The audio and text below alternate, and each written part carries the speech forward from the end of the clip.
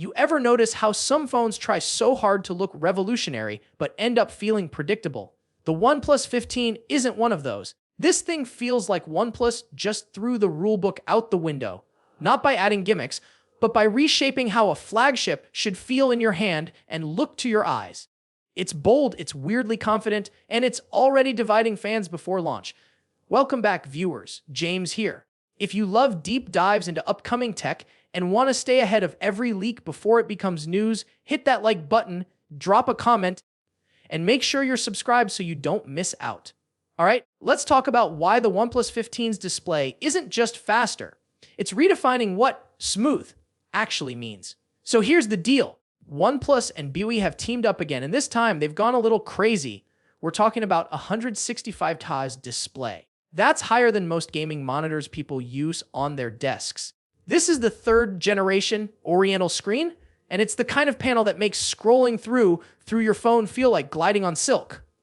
Every animation, every gesture, every game frame just feels effortlessly fluid. But here's the twist.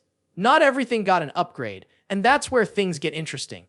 On paper, it's brighter, 13% brighter to be exact, compared to the OnePlus 13. That means sunlight visibility that doesn't make you squint, and HDR content that actually pops. It's also more power efficient, consuming 10% less energy, which combined with that rumored 7,000 mAh battery could mean 2-day battery life on a flagship that runs at 65 Hz. Sounds impossible, right? That's because it kind of is, unless there's a trade-off hiding somewhere. And there is. Resolution. OnePlus quietly dropped from 2K down to 1.5K. That's the kind of change they don't print on the poster. But before you raise your eyebrows, this is smarter than it looks.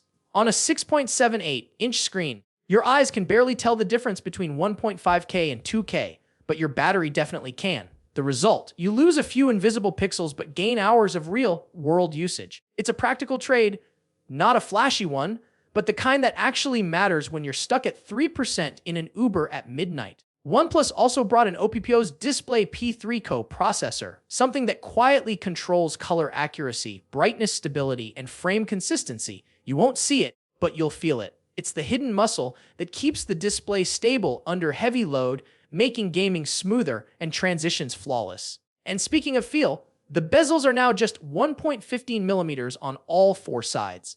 That's thinner than the border of most smartwatch screens. Hold this thing in your hand, and it's like the screen just melts into the edges. It's immersive, cinematic, and borderline futuristic. At night, it gets even better. The display can dim all the way down to just 1 nit, meaning your retinas won't get scorched when you check a text in bed. And the new Eye Comfort display isn't just marketing fluff.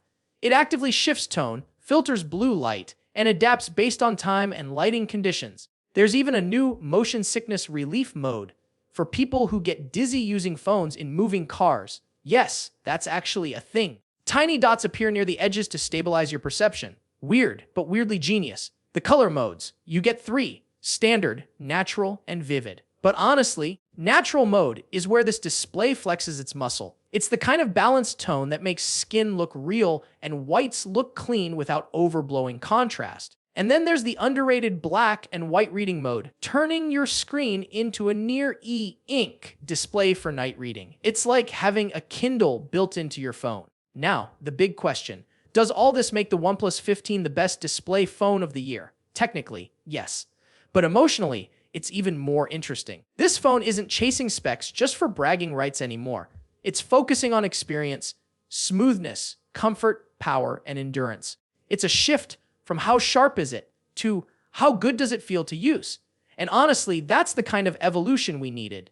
Of course, there's more going on here. That Snapdragon 8 Elite Gen 5 chip, the rumored 50-megapixel telephoto lens, and that 7,000 mAh battery pushing insane longevity. But all of it ties back to the same idea: OnePlus is done playing catch up. This time, they're building a phone that plays to strengths people actually notice. The screen might not win a pixel war on paper, but it could win hearts in real life. So maybe the OnePlus 15 isn't the spec monster we expected. Maybe it's something smarter. A flagship that feels like it knows what matters, even if it means stepping back to take 2 steps forward. And I kind of love that. Tell me, would you trade higher resolution for better battery life and smoother experience? Drop your thoughts in the comments below, and let's see how divided people really are on this one. Thanks for watching. James here, signing off till the next big reveal.